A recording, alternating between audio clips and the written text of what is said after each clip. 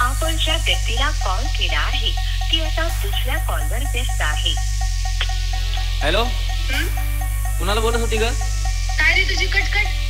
जेव्हा बघल तेव्हा नुसता संशयच घेत असतो माझ्यावर. विश्वास नसेल ना तर आजपासून मला फोन करायचा नाही. जा बाळा, तुला आजपासून माझा त्रास नाही होणार.